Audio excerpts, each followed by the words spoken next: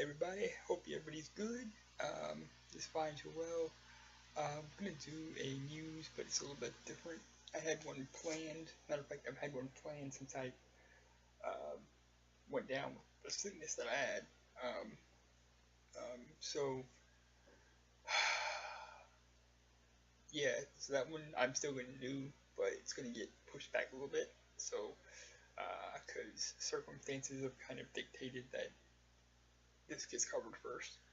And you might want to wish me some luck because as I'm sitting here recording this, this is the first major undertaking, recording wise goes, since I've been sick.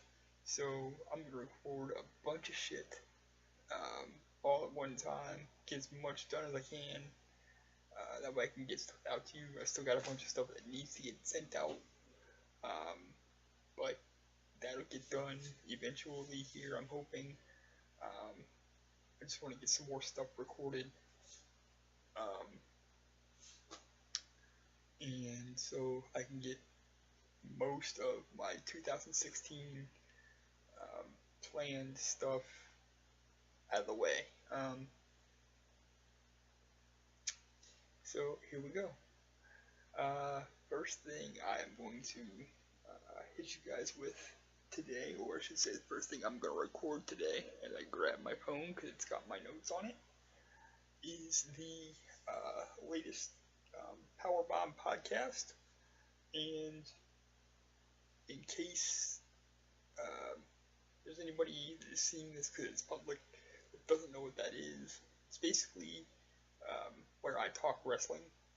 I have a bunch of different blog offshoots that I do, and this is the newest one. It's basically where I talk wrestling. It covers everything that I've seen in wrestling. Currently, I may cover some stuff that I saw in the past. We'll cover wrestling related pickups that I make, videos, t-shirts, live events, and all that kind of stuff. So this is the Powerbomb Podcast, and I hope it's enjoyable to everybody. With that said, just pulling out my notes here for it. This Powerbomb Podcast is going to cover the Roadblock End of the Line pay-per-view that was a couple weeks back. And I'm just going to go through this because there's not really much to be said about most of this. Rusev versus Cass opened the show on the kickoff.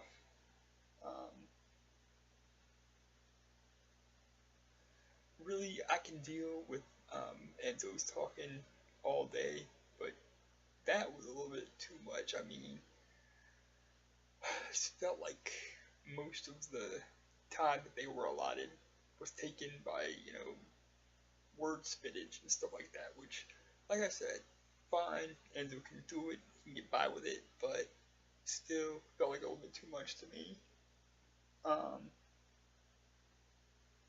Nothing really special in the match, nothing to write home about. Rusev wins it by count out.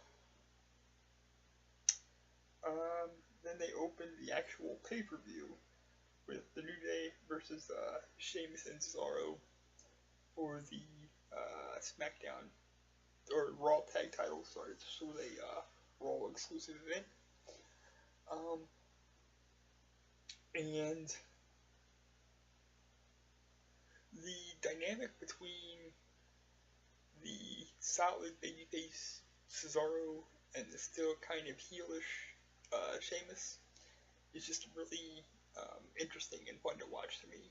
I love the fact that they're starting to come together, and it can only mean great things for both of them. It was a hell of an opener, and we had new champions crowned as New Day's reign was stopped at 483 days. Before I move on, congratulations to the New Day for becoming the longest reigning WWE Tag Champs of any era. passing Demolition's 478. They made it to 483, so congratulations, guys. You deserve it. Next we had Sami Zayn versus Braun Strowman in a 10-minute match that was only set to go 10 minutes, and it told a good story. I thought Mick Foley and Braun Strowman both played their roles really well. You know, Mick wanted to throw in the towel, Braun pretty much begging him to do so, and Sami Zayn told him, don't do it. I thought that was a story that played out really well. I thought the look of Braun going easy on Sami so that he lasted the 10 minutes was really well done, and showing some kind of mercy. Sami lasted 10, so even though he didn't pin Braun or make him submit or get him counted out, because he lasted 10 minutes, that counts as a W. Then you had Rollins and Jericho. Rollins and Jericho, yeah. Okay, there it is. It was good, but it kind of felt anticlimactic because of the KO interference, which kind of was, you could see coming a mile away. But the end result, Rollins gets the Duke, which, okay, cool. Then you had the Cruiserweight title match, triple threat. You had Brian Kendrick, TJP, and Rich Swann. Swann came in as a champion. Swann came in as a champion.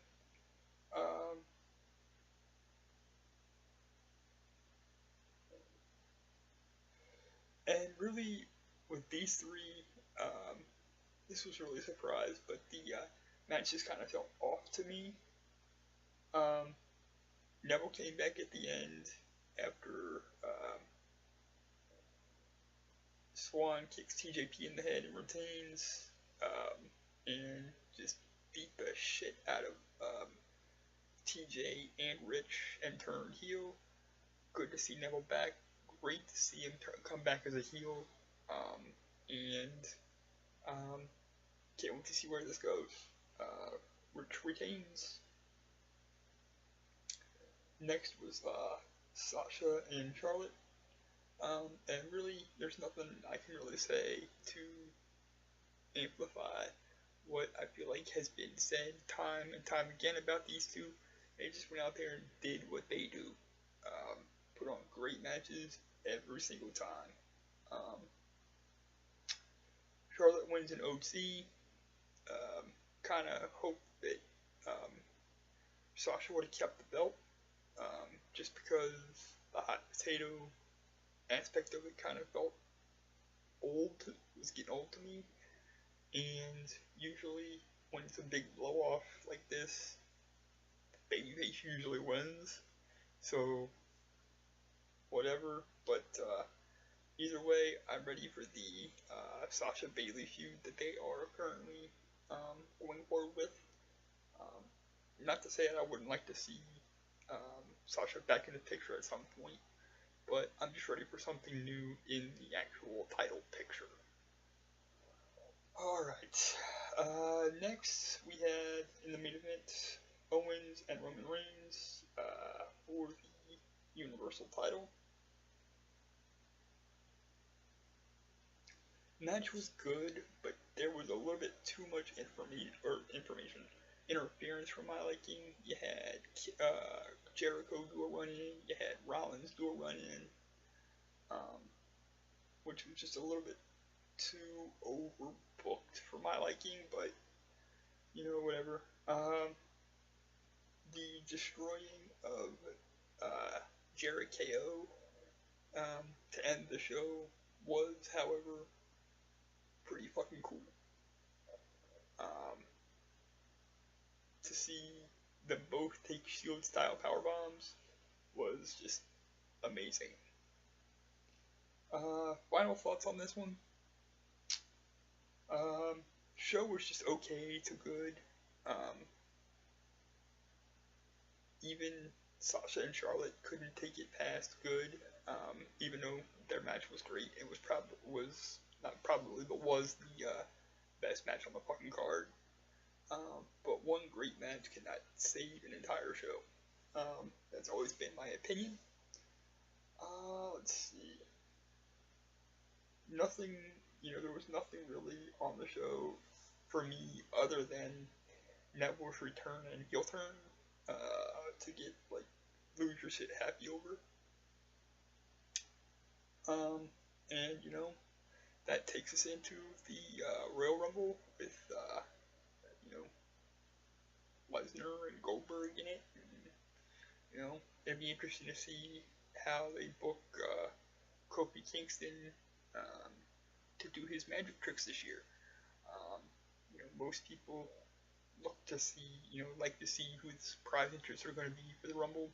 Me, it's gotten to a point where I don't worry about that. I always kind of think to myself, what will they book Kofi to do,